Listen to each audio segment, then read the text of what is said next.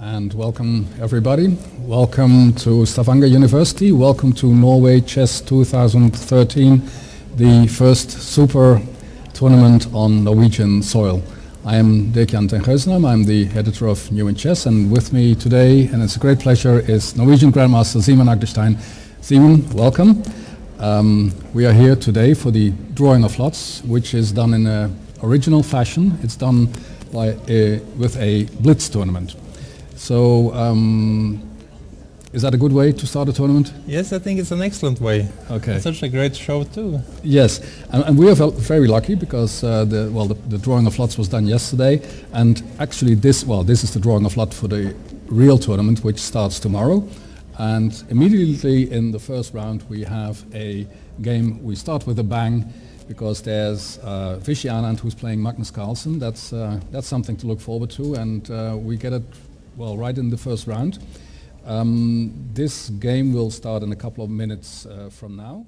0 long games with games where lots of things were happening, where chances were changing all the time. So we won't know the result of this game after 15 moves. No. Sure. And the time will also play a role. There will be mistakes. That's a good thing with Blitz. Yeah. That everybody makes mistakes. Yes, the beauty of chess lies in the mistakes, because that creates further beauty. And you will see, you can see that Anand and Magnus Carlsen are ready. They sit at the board. Yes. Because this is also some sort of a prelude to, not only to the tournament, but also to the World Championship match they're going to play in November. So there's great interest in this game here, and for excellent reasons.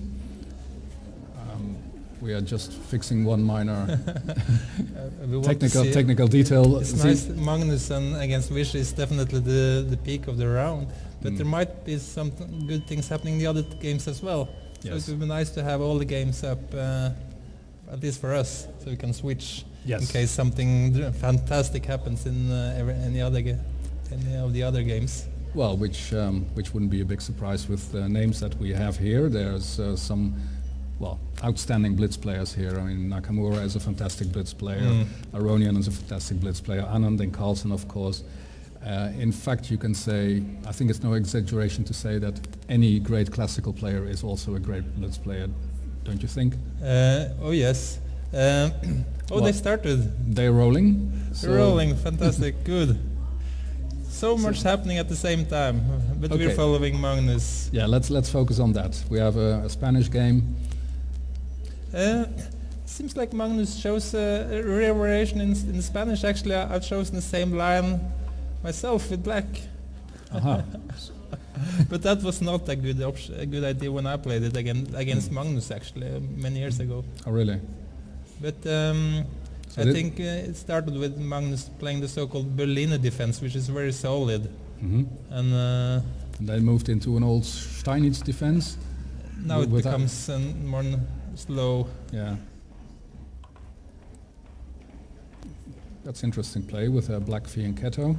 Yes. The white setup is not very ambitious, so no worries for Magnus so far. But that's what they do these days against the real Lopez. I mean, cautiously maneuvering. Pawn mostly goes to d3 at first, and then only later it goes further. Yes. So that's no. And we are expecting a cautious maneuvering game anyway. If it's been a classic game, we would have been ready for a long fight. But now there is no time for a long fight. So yeah, that's good. The pressure is on. They have to move. If you're interested, the time rate that they are playing is 4 minutes per game plus 2 seconds per move. So with every move they make, they get an additional 2 seconds.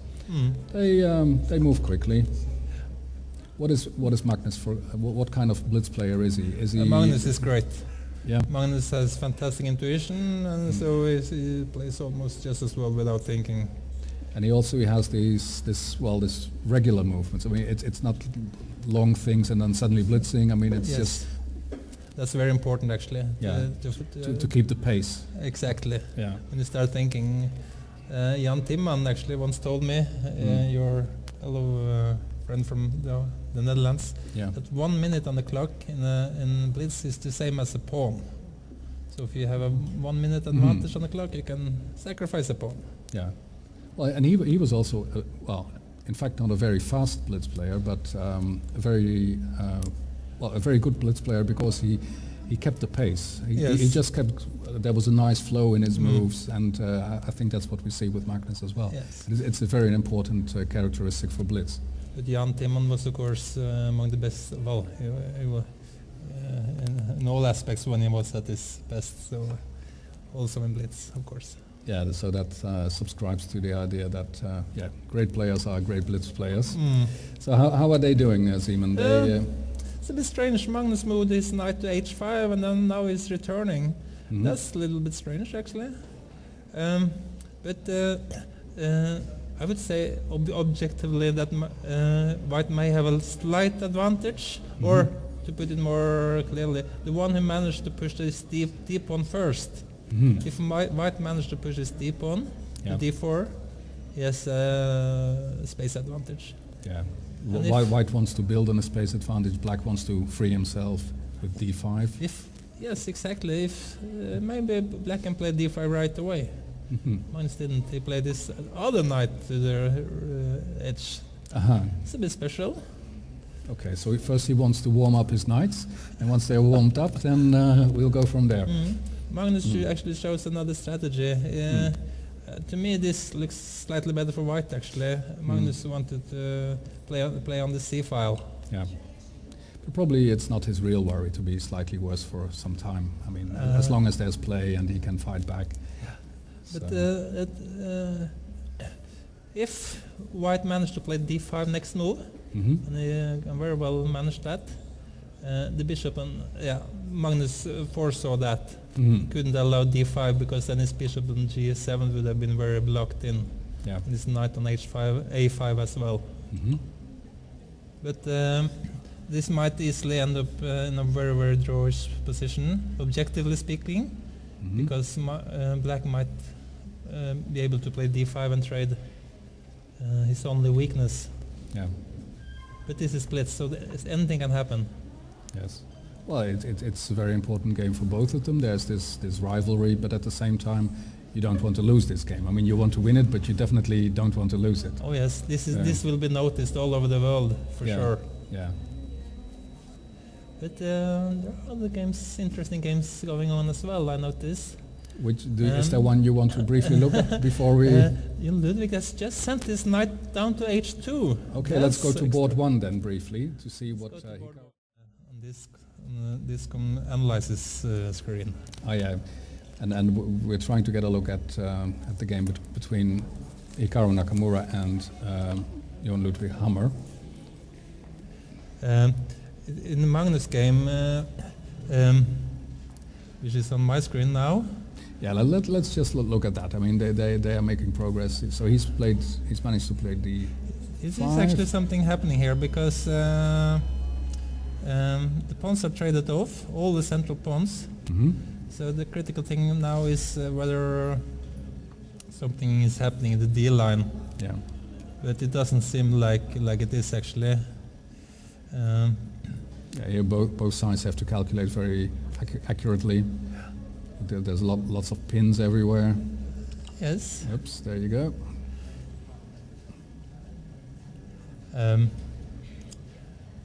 In an ordinary game, this should be a draw, but who knows who's better? What do you think? Magnus will try on for some time, or I'm not sure if Magnus is actually trying on that because he's in a little bit danger with the other rooks pointing towards his queen, and there might be a pin also in the E line. So actually, Magnus has a couple of things to solve. What are the dangerous spots in this position? Well, I think he might already solved it, but the danger spots was in the D line, but now Anand has moved all his rooks to the E line, so seems like just everything will be traded off. And then it would suddenly be a very calm game, and it will be extremely drawish in a few moves. But Anand doesn't have much time. What's going on? Why doesn't he play faster?